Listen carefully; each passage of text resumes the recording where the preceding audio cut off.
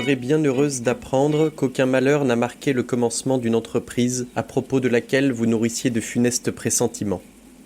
Je suis arrivé ici hier, et mon premier soin est de rassurer ma sœur sur ma santé et de lui dire que je crois de plus en plus au succès de mon entreprise. Je suis déjà loin au nord de Londres.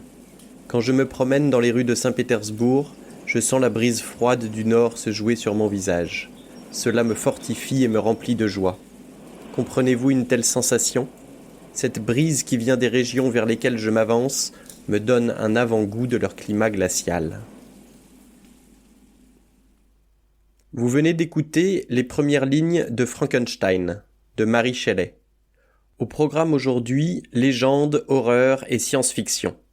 Bienvenue dans La Voix des Lettres, épisode 42.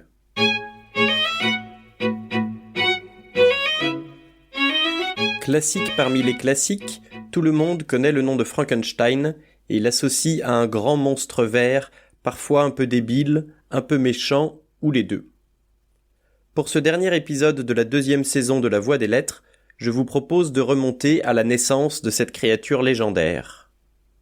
Comme vous l'avez entendu dans l'introduction, le roman s'ouvre sur la lettre qu'un jeune scientifique envoie à sa sœur. Nous sommes à la fin du XVIIIe siècle.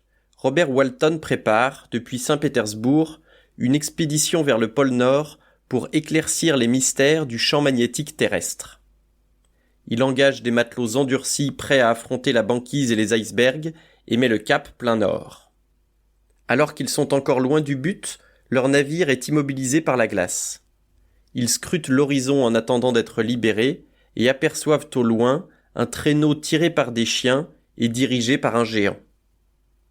Quelques heures plus tard, un iceberg dérive vers eux, avec à son bord un homme épuisé et fiévreux qu'il s'empresse de secourir.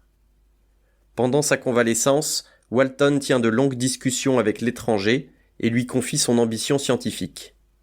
Il n'en faut pas plus pour affoler le nouveau venu, qui met immédiatement en garde le capitaine. L'étranger m'a dit hier « Vous pouvez constater aisément, capitaine Walton, que j'ai éprouvé de grands et incomparables malheurs. J'étais décidé, d'abord, à ensevelir à jamais le souvenir de ces mots, mais vous avez changé ma résolution. Vous êtes en quête du savoir et de la sagesse. Je l'ai été aussi. Je souhaite ardemment que l'accomplissement de vos désirs ne devienne pas pour vous, comme ce le fut pour moi, un poison venimeux. J'ignore si la relation de mes déboires pourrait vous être utile. Cependant, lorsque je songe que vous êtes en train de suivre l'itinéraire que j'ai déjà suivi, et que vous vous exposez à certains périls qui ne me furent pas épargnés, j'imagine que vous serez en mesure de tirer une morale de mon histoire. Elle sera profitable, si vous réussissez. En cas d'échec, ce sera pour vous une consolation. Préparez-vous à entendre des faits qu'on a l'habitude de qualifier de merveilleux. Si nous nous étions trouvés dans un décor moins imposant, j'aurais eu peur de ne pas être cru, peut-être de vous paraître ridicule. Mais beaucoup de choses paraîtront possibles dans ces régions sauvages et mystérieuses, même si elles devraient faire rire ceux qui ignorent les innombrables pouvoirs de la nature. Mais je ne doute pas que mon histoire ne porte avec elle l'évidence de la vérité des événements qui la composent. L'étranger, qui n'est autre que Victor Frankenstein, commence alors le récit de sa vie et de ses ambitions de jeunesse.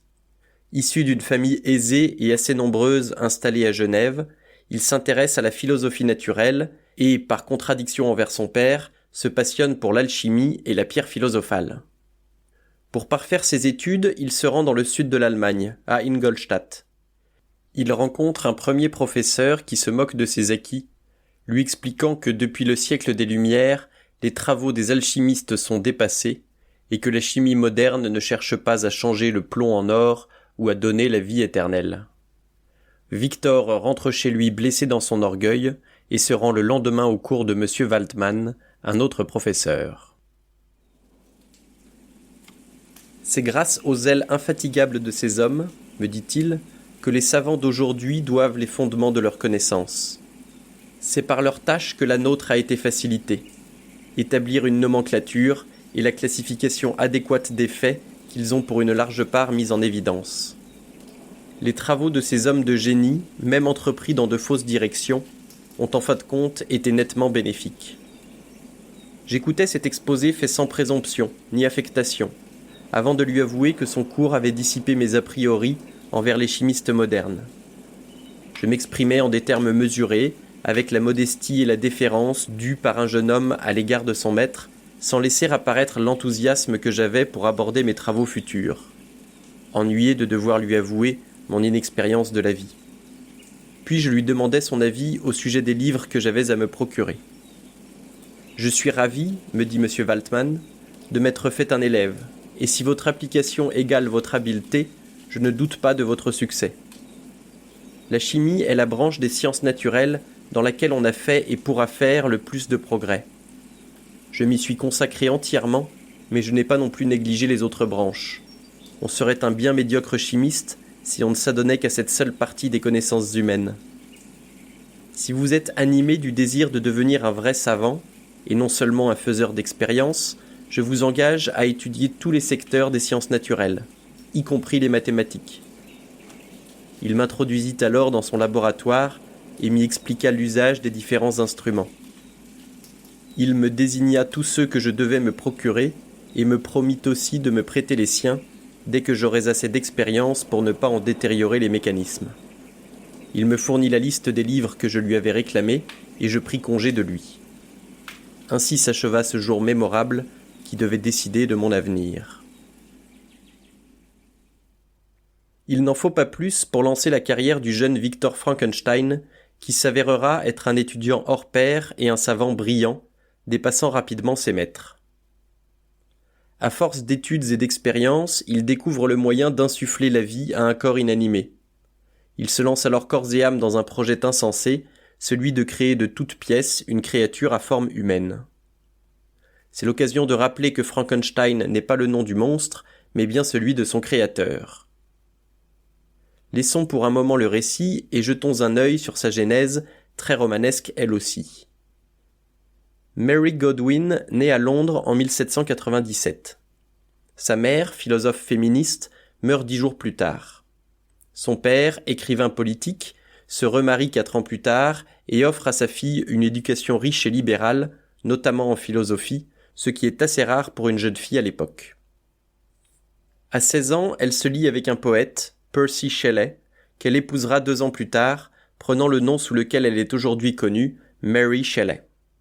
Percy étant déjà marié au moment de leur rencontre, les amants fuient à travers l'Europe, avec la demi-sœur de Mary, Claire Clairmont, elle aussi amoureuse d'un poète marié à la vie dissolue, le célèbre Lord Byron. En 1816, ces 4 joyeux lurons retrouvent un ami sur les bords du lac Léman, près de Genève, où ils prévoient de passer l'été entre lecture, conversation et randonnée. Pas de chance pour le Club des 5, il pleut à longueur de temps, et 1816 est depuis connu comme l'année sans été, à cause d'une éruption volcanique qui a bouleversé le climat pendant plus d'1 an. Pour s'occuper, les 5 amis se racontent des histoires de fantômes et Lord Byron lance à chacun le défi d'écrire son propre récit fantastique. Il commence lui-même un brouillon et donne vie à la première histoire de vampire, 80 ans avant la création de Dracula. Les 3 autres abandonnent et il ne reste en lice que Mary Shelley, qui après de longues discussions sur Darwin et ayant absorbé de l'opium, fait un cauchemar où apparaît un pâle étudiant des arts profanes, agenouillé aux côtés de la chose qu'il avait assemblée. Elle s'inspire de sa vision pour écrire une nouvelle que Percy Shelley l'encourage à développer en roman. 2 ans plus tard, en 1818, Mary Shelley publie Frankenstein ou le Prométhée moderne. L'œuvre, présentée comme un roman gothique, trouve immédiatement ses lecteurs et connaît un franc succès. Aujourd'hui, on considère que Frankenstein est le premier roman de science-fiction, un demi-siècle avant les œuvres de Jules Verne ou de Wells. Ce nouveau genre se démarque du fantastique et du merveilleux par l'explication scientifique des événements, ce qui est explicitement revendiqué dans l'avant-propos de Mary Shelley. Le fait sur lequel est fondé ce récit imaginaire a été considéré par le docteur Darwin et par quelques auteurs physiologistes allemands comme n'appartenant nullement au domaine de l'impossible. Je ne voudrais pas que l'on me suspecte le moins du monde d'accorder à une telle hypothèse une adhésion sans restriction. Néanmoins, en échafaudant ma narration sur ce point de départ, je considère ne pas avoir créé un enchaînement de faits terrifiants relevant foncièrement du surnaturel. Si vous êtes fan de thriller, le genre littéraire, pas le tube de Michael Jackson, et que vous vous demandez s'il faut lire Frankenstein, la réponse est probablement non. Le suspense y est volontairement inexistant et l'enchaînement des événements pourra paraître fade et peu crédible au lecteur moderne. C'est que l'accent est porté sur la dimension philosophique, notamment sur la responsabilité du créateur et sur l'importance de l'éducation. On trouve dans le récit de nombreuses références, d'abord au mythe de Prométhée, dès le titre, puis aux thèses philosophiques de John Locke ou de Jean-Jacques Rousseau. La structure narrative est aussi particulièrement soignée, avec 3 récits imbriqués, les lettres du capitaine Walton à sa sœur, l'histoire de Victor Frankenstein et, à l'intérieur de celle-ci, le récit de sa créature. Bref, un roman à mettre dans votre bibliothèque pour étaler votre culture, mais pas forcément à lire, ou alors pour son intérêt historique. Sur ce, il est plus que temps de conclure l'épisode, d'autant que j'entends du bruit dans le laboratoire d'à côté. Ce fut par une sinistre nuit de novembre que je parvins à mettre un terme à mes travaux. Avec une anxiété qui me rapprochait de l'agonie, je rassemblais autour de moi les instruments qui devaient donner la vie et introduire une étincelle d'existence dans cette manière inerte qui gisait à mes pieds. Il était 1h du matin et la pluie frappait lugubrement contre les vitres. Ma bougie allait s'éteindre lorsque tout à coup, au milieu de cette lumière vacillante, je vis s'ouvrir l'œil jaune stupide de la créature. Elle se mit à respirer et des mouvements convulsifs lui agitèrent les membres. Comment pourrais-je décrire mon émoi devant un tel prodige ? Comment pourrais-je dépeindre cet être horrible dont la création m'avait coûté tant de peine et tant de soins ? Ses membres étaient proportionnés et les traits que je lui avais choisis avaient quelque beauté, grand Dieu. Sa peau jaunâtre, tendue à l'extrême, dissimulait à peine ses muscles et ses artères. Sa longue chevelure était d'un noir brillant et ses dents d'une blancheur de nacre. Mais ses avantages ne formaient qu'un contraste plus monstrueux avec ses yeux stupides, dont la couleur semblait presque la même que celle, blême, des orbites. Il avait la peau ridée et les lèvres noires et minces. Les avatars multiples de l'existence ne sont pas aussi variables que les sentiments humains. J'avais, pendant 2 ans, travaillé sans répit pour donner la vie à un corps inanimé. Et pour cela, j'avais négligé mon repos et ma santé. Ce but, j'avais cherché à l'atteindre avec une ardeur immodérée. Mais maintenant que j'y étais parvenu, la beauté de mon rêve s'évanouissait et j'avais le cœur rempli d'épouvante et de dégoût. Incapable de supporter la vue de l'être que j'avais créé, je sortis de mon laboratoire et longtemps je tournai en rond dans ma chambre à coucher, sans trouver le sommeil. Enfin la fatigue l'emporta, et je me jetai tout habillé sur mon lit pour chercher, quelque temps, l'oubli de ma situation. En vain. Je dormis sans doute, mais ce fut pour être assailli par les rêves les plus terribles. Je crus voir Élisabeth, débordante de santé, se promener dans les rues d'Ingolstadt. Charmé et surpris, je l'enlaçai, mais alors que je posais mes lèvres sur les siennes, elle devint livide comme la mort. Ses traits se décomposèrent et j'eus l'impression que je tenais entre mes bras le cadavre de ma mère. Un linceul l'enveloppait et, à travers les plis, je vis grouiller les vers de la tombe. Je me réveillai avec horreur.